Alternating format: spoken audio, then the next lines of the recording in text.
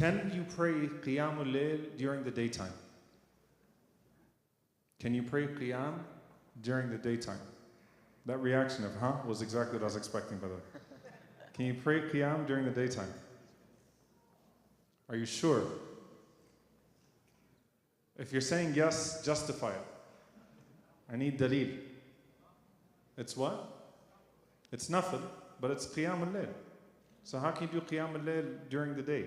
Yeah. Jazakallah khair. Fatah Allah alayk. If you do it regularly and you miss it. It's actually one of the most beautiful practices of the Prophet ﷺ, and I want to allow us to use that to fade into another point. We talked about the hadith of the Prophet ﷺ that whoever goes to sleep intending to pray at night and then they are overcome by tiredness or fatigue, the Prophet ﷺ said, كُتِبَ لَهُ مَا نَوَى وَكَانَ نَوْمُهُ صَدَقًا. Allah has written down for him what he intended, and his sleep was a charity from Allah subhanahu wa ta'ala. That means that if you intended to pray Qiyamul-Layl and you slept through it and you woke up, Allah subhanahu wa ta'ala has already written down for you the night of prayer as if you prayed it at that time.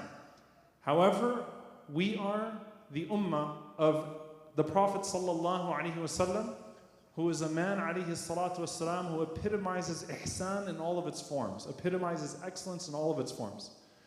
Our mother Aisha radiallahu ta'ala anha narrates about the Prophet sallallahu alaihi wasallam that he used to pray how many rak'ahs at night? What was his habit alayhi salatu wasalam? I'm not getting into the 8 versus 20 debate. It's actually very clear. He would pray 11 sallallahu alaihi wasallam, right? Including his witr. By the way, that doesn't mean there's anything wrong with praying 20 or beyond even, right? But she says he would pray alayhi salatu wasalam up to 11 rak'ahs, his 8 rak'ahs, but she said don't ask about the length and the beauty of those rak'ahs. So those rak'ahs were much longer than the 8 rak'ahs that is prayed now. And the witr of the Prophet ﷺ, you can imagine how beautiful and perfect it was. That was the Prophet ﷺ inside and outside of Ramadan. But she says in another narration that if the Prophet ﷺ slept through his usual practice, which we would assume is a rarity, right? Something extremely rare, but maybe he was sick, alayhi salatu wasalam, or he just came back from a very long journey and exhaustion overtook him. And he didn't pray his usual prayer at night, his voluntary prayer, then he would pray how many prayers during the day?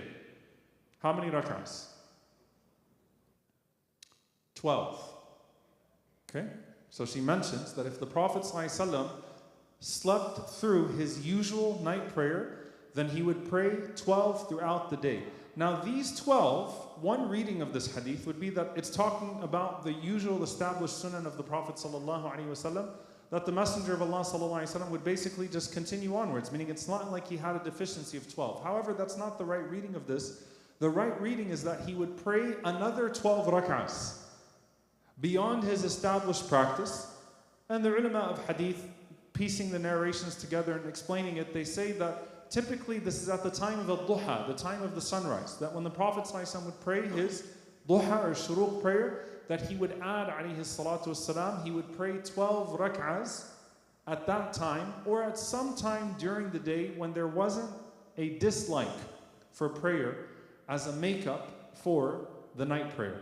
And subhanAllah, there's something beautiful about adding a rak'ah, right? So he would pray with an even number, as Imam an-Nawawi rahimahullah explains, an even number to make up for the odd number at night. So he didn't pray 11, he would pray 12. And we can't read too much into the addition of a rak'ah, but it's all indicative of the ihsan, the excellence of the Prophet ﷺ, that this was not a man alayhi salatu wasalam who would ever say, oh well, I missed it.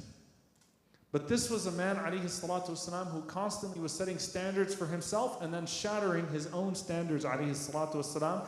And so the excellence of then praying another 12 rak'ahs during the day, what does that mean?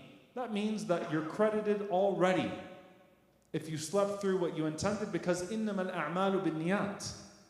But also the scholars say there's another principle, that al-a'malu bil-a'mal, that a'mal also have their own ajr, they have their own recorded deeds. Actions are rewarded according to their intentions. But when you manifest the action itself has its jaza, it has its reward. So imagine the mercy of Allah subhanahu wa ta'ala that you slept through the night, you intended to pray at night, you got the reward for that, and then you went and you prayed more and you got the reward for that as well, and potentially end up with double the reward. That's the mercy of your Lord. Now here's the attitude I want to leave you with in conclusion, because we are in our last moments of Ramadan. May Allah subhanahu wa ta'ala accept it from us. Allahumma ameen. And may Allah Azza wa Jal allow us to be amongst those truly who are forgiven. Allahumma innaka afuun tuhibbul afwa fa'fu anna.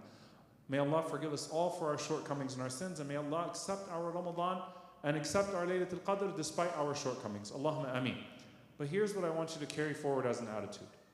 It may be that you set some goals for yourself in Ramadan. Maybe you wanted to finish a certain number of khatams. Maybe you wanted to read a certain amount of Quran. Maybe you wanted to pray a certain amount. Carry that over into Shawwal. Make up what you missed. And then on a daily basis, think about the attitude. Remember, if you pray the established sunnah throughout the day, but you missed it because let's say you were busy at dhuhr or you had a meeting to go into, make it up that same night. Let's say that you have a certain amount of Quran that you read every day, but that day you got busy. Make it up the very next day. We have this principle in our deen of making up our virtues and then seeking the full reward from Allah subhanahu wa ta'ala, because this is the type of Rabb that we are dealing with. We are dealing with Ar-Rahman, Ar-Rahim, Al-Shakur, Al-Wadud, Al-Ghafur, Al-Afu, Al-Kareem. It's who we're dealing with, subhanahu wa ta'ala. So always make up what you miss and seek the reward for it. And so is it permissible to pray Qiyam during the day?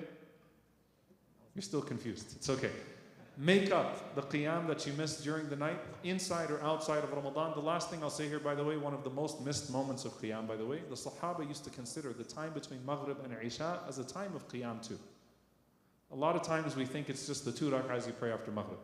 If a person wants to give life to that time as well and pray extra salawat, that is also a time to increase your prayers bidnillahi ta'ala and increase your rank with Allah Azza wa Jal. May Allah Azza wa Jal accept all of our ibadat, the obligatory and the voluntary, and forgive us for all of our shortcomings, the public, the private, the small and the large. Allahumma ameen. Barakallahu feekum. Assalamu alaikum wa rahmatullahi wa barakatuh.